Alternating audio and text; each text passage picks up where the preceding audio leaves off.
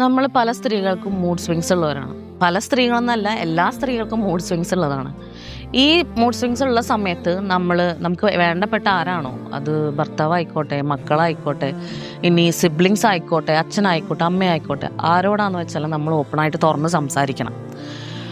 ഇല്ലയെന്ന് വെച്ചാൽ നമ്മളത് സൈലൻ്റായിട്ട് സഫർ ചെയ്യാണ്. പണ്ട് കാലത്തൊക്കെ ഈ ഫോഴ്സ്ഡ് ആണ്, അതായത് ഇത് ടോളറേറ്റ് ചെയ്യാൻ വേണ്ടിയിട്ട്, ഇത് സഹിക്കാൻ വേണ്ടിയിട്ട് ഫോഴ്സ്ഡ് ആണ് സ്ത്രീകൾ.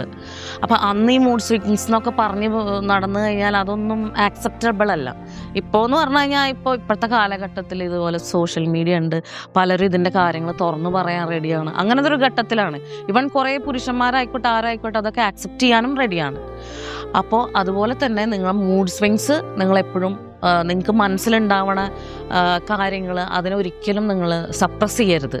എന്നാലാണ് ഇതിലൊരു റിസൾട്ട് ഉണ്ടാവുള്ളൂ. നമ്മളെ തന്നെ സ്നേഹിക്കണം എന്ന് പറയും. അത് ഇതിൻ്റെ ഒരു ഭാഗമാണ്.